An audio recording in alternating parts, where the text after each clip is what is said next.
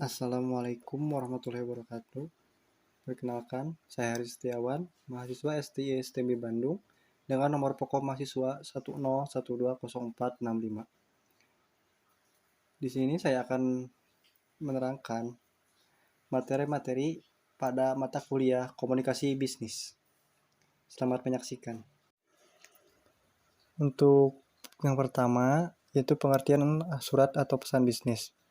Dapat disimpulkan bahwa surat adalah sarana komunikasi yang digunakan untuk menyampaikan informasi tertulis oleh suatu pihak kepada pihak lain, baik berkaitan bisnis atau non-bisnis. Kemudian, fungsi surat atau pesan bisnis. Yang pertama, surat sebagai wakil atau duta bagi pengirim surat. Yang kedua, alat untuk menyampaikan pemberitahuan, permintaan atau permohonan, buah pikiran atau gagasan yang berkaitan dengan masalah-masalah bisnis. Untuk bentuk surat. Secara umum, bagian surat, baik untuk dinas ataupun bisnis, mencakup beberapa komponen penting antara lain. Yang pertama, kepala surat atau kop surat.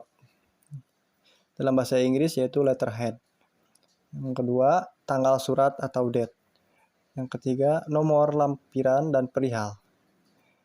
Untuk yang keempat, alamat tujuan dalam bahasa Inggris yaitu inside address.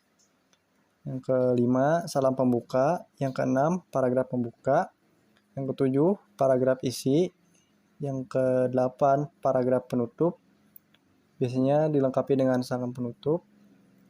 Kemudian tanda tangan. Lalu nama jelas, penanda tangan, name, and title. Contoh-contoh pesan bisnis. Pertama, surat pemesanan, yaitu order letter. Yang kedua, surat konfirmasi atau confirmation letter. Yang ketiga, surat pengaduan, claim letter. Yang keempat, surat permintaan informasi. Yang kelima, surat penagihan. Yang keenam, surat peringatan. Yang ketujuh, surat perintah kerja. 8. Surat pengumuman. 9. Surat undangan RUPS. 10. Surat kuasa. Yang ke-11, surat perjanjian. Kemudian surat lamaran kerja. Surat lamaran kerja yaitu adalah surat yang digunakan oleh seseorang untuk melamar kerja pada suatu organisasi yang membutuhkan karyawan atau pimpinan pada bidang tertentu.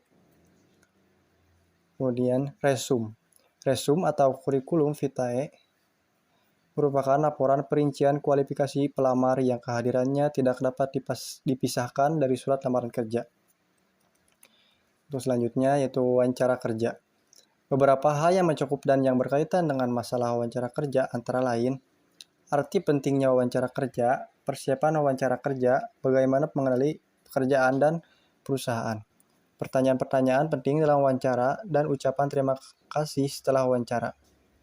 Selanjutnya, arti pentingnya wawancara kerja yaitu wawancara kerja merupakan salah satu cara yang sangat penting bagi suatu perusahaan dalam menyaring jumlah pelamar yang ada dan merupakan kesempatan emas yang tak mungkin terulang lagi sehubungan dengan hal tersebut. Maka harus benar-benar mempersiapkan diri sehingga dapat memberikan kesan yang baik dan membuat pewawancara yaitu atau interview yakin akan kemampuannya.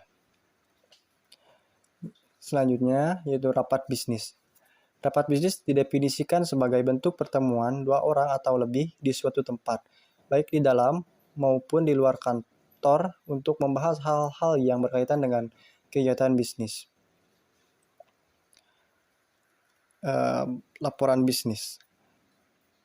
Menurut ahli Herta Murphy dan Herbert W.H., laporan bisnis adalah suatu laporan yang memiliki sifat netral, tidak memihak, memiliki tujuan yang jelas, dan berisi rencana penyajian fakta kepada seseorang atau lebih untuk tujuan bisnis tertentu. Lalu, karakteristik laporan singkat. Kebanyakan laporan singkat hanya mencakup materi pendukung yang relatif sedikit bagi pencapaian komunikasi yang efektif. Laporan singkat itu sendiri dapat berbentuk memo ataupun surat yang terdiri atas 1 atau 2 halaman. Selanjutnya, penyusunan laporan formal. Laporan panjang sering disebut dengan laporan formal atau formal report. Secara umum, jumlah halaman laporan formal lebih banyak daripada jumlah halaman laporan singkat. Oleh karena itu, perencanaan dalam menyusun sesuatu laporan formal sangat penting. Dalam membuat perencanaan formal, banyak hal yang perlu dipertimbangkan. Antara lain, mendefinisikan masalah, membuat kerangka atau outline untuk melakukan analisis, menyusun rencana kerja, melakukan penelitian atau riset, dan menganalisis data. Pelaksanaan rapat bisnis. Efektivitas sebuah rapat bisnis sangat ditentukan oleh 3 komponen penting, yaitu kesiapan panitia penyelenggara dalam mempersiapkan segala sesuatunya, kesiapan narasumber dalam mempersiapkan materi yang akan disampaikan, dan kehadiran serta keaktifan peserta dalam mengikuti kegiatan rapat bisnis tersebut. Komunikasi bisnis dengan teknologi informasi. Teknologi informasi dalam komunikasi bisnis umumnya digunakan untuk berkomunikasi dalam kantor, berkomunikasi jarak jauh, mengkomunikasikan barang dan jasa, dan berkomunikasi dengan konsumen. Lebih lanjut, mereka menyatakan bahwa agar penggunaan teknologi informasi dalam komunikasi bisnis menjadi efektif, maka kita harus belajar untuk tetap menjaga perspektif bahwa teknologi adalah sebuah alat atau perangkat yang dapat membantu untuk menyelesaikan berbagai pekerjaan, membantu komunikasi interpersonal atau komunikasi antara pribadi, bukan untuk menggantinya. Menjaga agar tidak terjadi banjir informasi, menggunakan teknologi sebagai alat secara produktif, dan menggunakan teknologi untuk berkomunikasi atau berinteraksi dengan orang lain, utamanya konsumen atau klien. Adapun penggunaan teknologi informasi dalam komunikasi bisnis selengkapnya adalah sebagai berikut. Yang pertama, otomasi kantor. Yang kedua, berbagi informasi dengan karyawan. Yang ketiga, bertukar informasi. Yang keempat, tetap terhubung dengan konsumen, kolega, dan penyuplai. Yang kelima, menjalin kerjasama atau berkolaborasi.